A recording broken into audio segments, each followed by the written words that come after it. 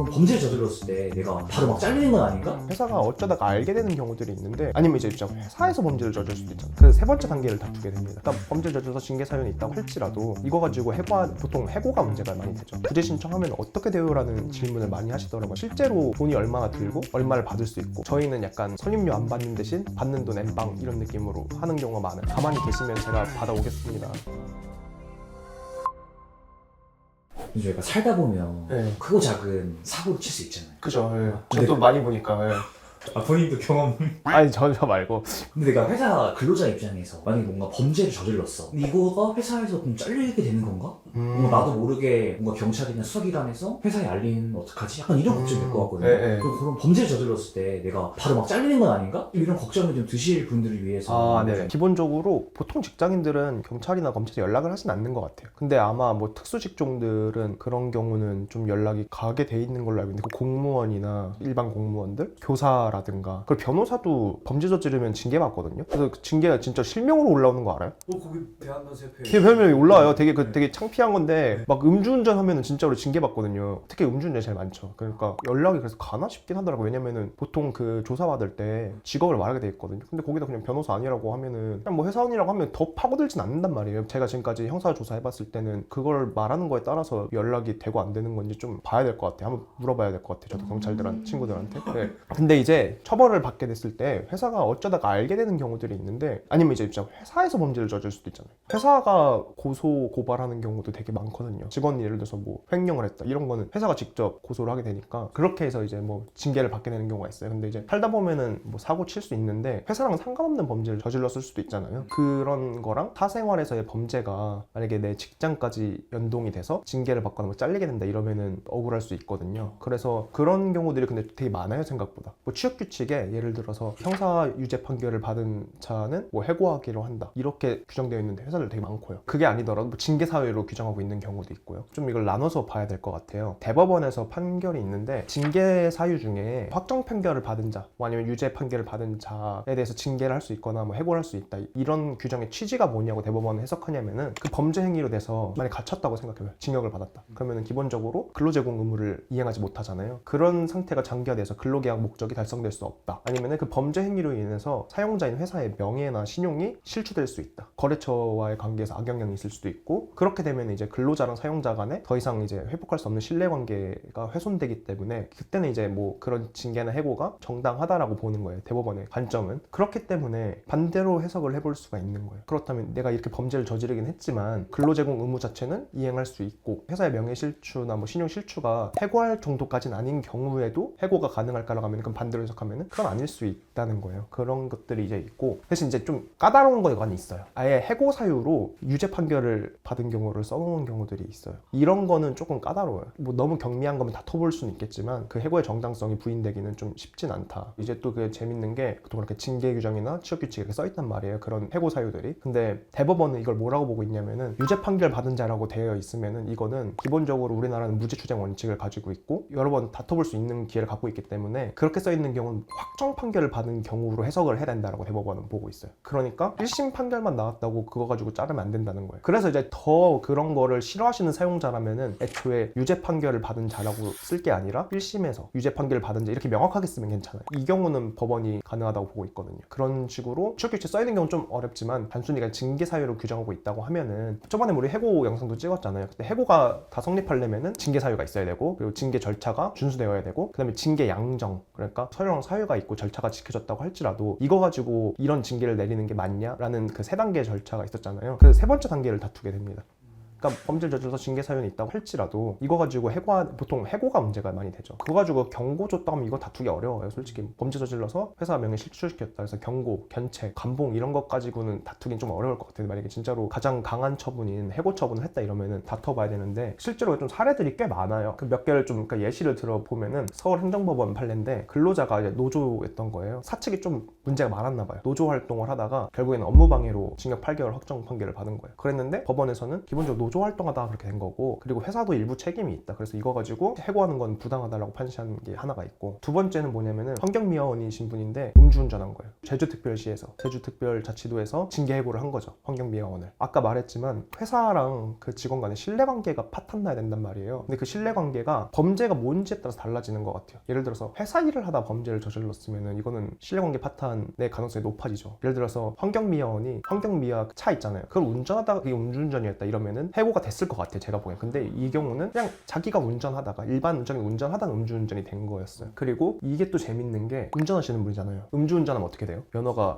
정지되거나 취소되잖아요. 일을 못하게 되죠. 그게 제주특별자치도가 주장한 거였어요. 이거는 근로제공을 못한다. 근데 되게 재밌는 게 이 케이스가 6일 후에 특별사면이 됐어요. 대통령이 가끔씩 특별사면 하잖아요, 음주운전. 그래서 6일밖에 면허 취소가 안 됐던 거예요. 법원에서 일 제대로 못한 기간 6일밖에 안 되는데 이거 가지고 해고하는 건 좀 부당하다고 봤어요. 그러니까 이런 경우도, 그래서 설령 환경미화원이고 음주운전을 했을지라도 징계해고가 부당하다고 판단을 된 경우가 있어요. 지금 보면 대부분 이제 경향성이 나올 거예요. 그 다음 케이스도 센 건데, 그 연인 간의 관계였나 봐요. 근데 이제 공무원이에요. 그 아마 출입국 직원분이었던 것 같아요, 공무원인데. 근데 이제 이분은 뭐였냐면은 연인 간의 관계에서 여자분이 싫다고 했나 봐요. 강제로 했던 것 같아요. 그래서 강간이랑 스토킹 처벌법 위반으로 수사를 받았어요. 나중에 근데 여자분이 얘기가 잘 됐는지 처벌 불원서를 내긴 했던 것 같아요. 그래서 강간에 대해서는 기소유예, 스토킹 처벌법은 이제 합의가 됐으니까 공소권 없음으로 정리가 되긴 했어요. 근데 어쨌든 기소유예라는 거는 혐의가 인정된다는 취지거든요. 이것도 징계 해고가 내려졌어요. 근데 이제 법원에서는 강간이랑 스토킹 처벌법이란 위반이라는 게 재질은 나쁜데 기본적으로 연인 관계에서 일어난 사적인 일이다. 그러니까 이게 꼭 직업을 못하는 이유가 되진 않을 수도 있지 않냐. 그리고 여자분이 합의를 해줬어서 그런지 뭐 유죄 판결까지 나온 건 아니고 그냥 기소유예로 끝났고 공소권 없음이었으니까 이것도 고려할 만한 요소이고, 열심히 근무했고 오래 일을 하신 분인가 봐요. 표창도 받은 적이 있고, 뭐 징계하더라도 해고보다 좀 낮은 걸로 할 수 있었지 않냐, 이런 취지로 이것도 징계해고가 부당하다고 됐었어요. 경향성이 보면은 회사에서의 범죄가 아니라 좀 사적인 영역에서 범죄였으면은 해고가 부인되는 경향이 조금씩 있는 것 같아요. 마지막 케이스만 이제 볼 건데, 이분은 택시기사였던 것 같아요. 사실혼 배우자랑 집에 같이 있다가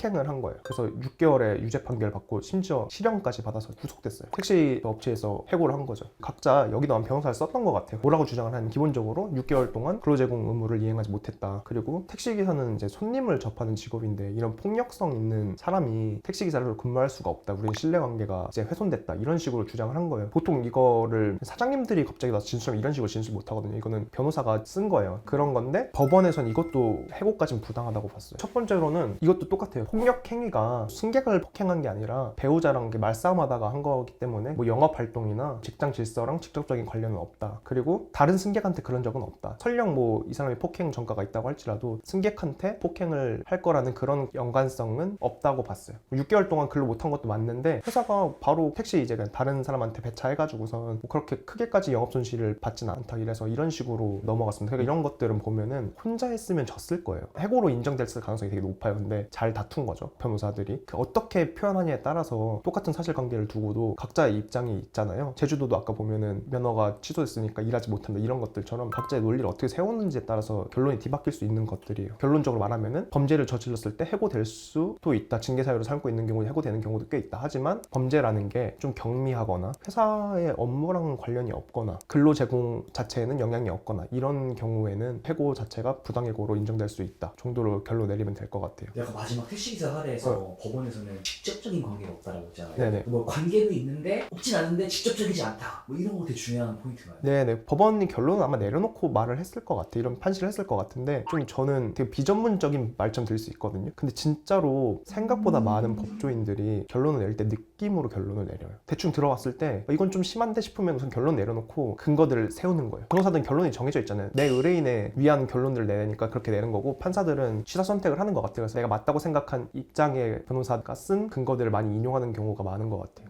그래서 되게 기분 좋은 게 가끔씩 판결문에 제가 쓴 내용이 그대로 들어가 있는 경우들이 있거든요. 근데 그럼 기분 좋아요. 와, 보시면 뭐 하세요? 자랑해요, 그냥. 주변 사람들한테 보여줘요. 그래서 오늘 할 거는 이제 이거는 그냥 기본적 범죄에 관련해서 부당해고가 될 수 있다는 이런 내용이었고, 하나 더 할게. 그러면 결국에 그 부당해고 같은 거 아니면 뭐 징계 받았을 때 구제 신청하면 어떻게 돼요? 라는 질문을 많이 하시더라고요. 그러니까 뭐 실제로 돈이 얼마나 들고 얼마를 받을 수 있고, 그래서 좀 오늘 아예 사례를 들어서 설명을 드리려고 하는데, 보수도 한번 좀 그 얼마를 받냐도 얘기를 해보긴 해야 될 것 같아요. 궁금해 하시더라고요. 변호사 선임이에요? 네. 근데 부당해고 구제 신청은 노무사님들이 있는 영역이란 말이에요. 그래서 노무사분들이 제가 얼마 버는지 좀 찾아봤어요. 보니까 근로자 같은 경우는 노무사님들이 뭐 착수금을 100만 원, 200만 원 정도 받고 그다음에 성공보수를 이제 퍼센트로 받거든요. 왜냐면은 부당해고가 인정되면은 급여를 돌려받게 되니까 급여의 뭐 한 20% 이렇게 받는 것 같아요. 저 같은 경우는 노무사님보다는 좀 더 받는데 기본적으로 과하게 받지는 않는다. 그리고 부당해고 구제 신청이 돈을 많이 받기 힘든 경우가 있어요. 받는 돈이 정해져 있으니까. 그래서 이제 뭐 급여가 엄청 많으시거나 이러면은 좀 다를 수 있겠죠. 그래서 이제 상대방도 변호사가 붙는다. 너무 짜증나는 거예요. 저희 최근에 한 것도 서면을 한 달 동안 4개를 했어요. 상대방도 김현장 출신 변호사. 그래서 거기도 4개를 했어. 그래서 너무 짜증나는 거예요. 왜 이러고 있지? 막 이러면서. 근데 저희가 이겼습니다.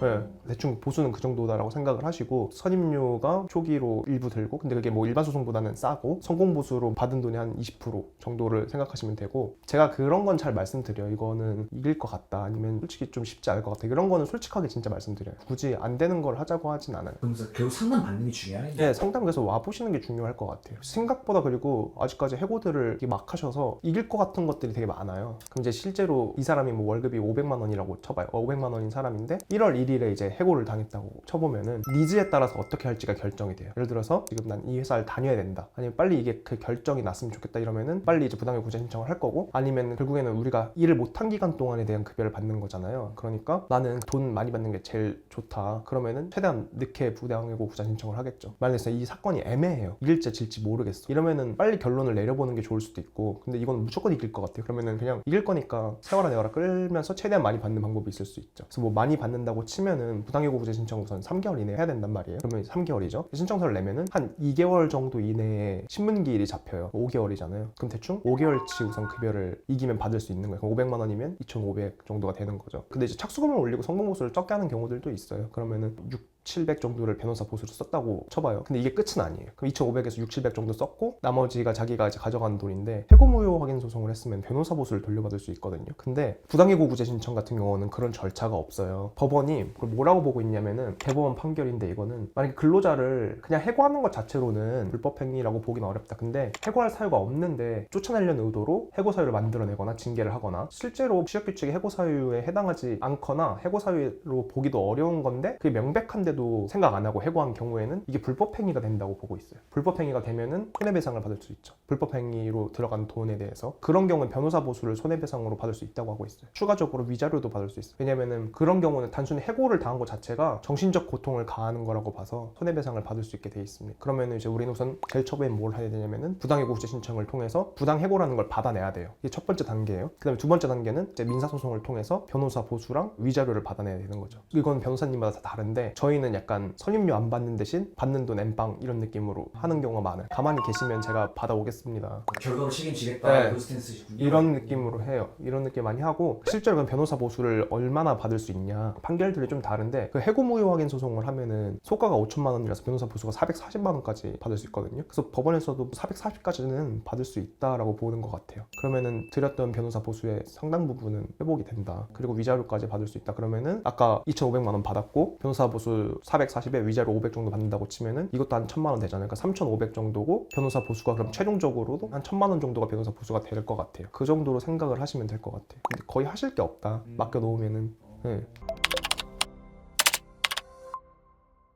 여기까지 뭐 이제 범죄 저지르면 해고가 되는지랑 실제로 부당해고 구제 신청을 했을 때 어떤 방향으로 진행되고 대충 어느 정도를 받을 수 있고 변호사 비용 어떻게 되는지 좀 나름 솔직하게 말씀드린 것 같고요. 중요한 게 결국에는 미리 사전에 어떤 방향으로 이제 진행을 할지를 고민하시는 게 필요해요. 처음부터. 그렇기 때문에 미리 연락을 주시면 좋을 것 같아요. 연락 주시면은 저희가 거의 바로 당일에 콜백을 해드리고 상담 받으실 때 필요한 자료들을 미리 갖고 오라고 말씀을 드리거든요. 그럼 상담 시간도 줄일 수 있고 저희가 좀 리서치도 할 수 있으니까 연락을 주시면 좋을 것 같아요. 저희 상담료는 비싸진 않거든요. 저희 뭐 1시간에 22만 원, 1시간 안 넘으면은 뭐 그냥 11만 원 받는 경우도 있으니까 편하게 오시면 좋을 것 같습니다. 여기까지 변호사들 임동규였습니다.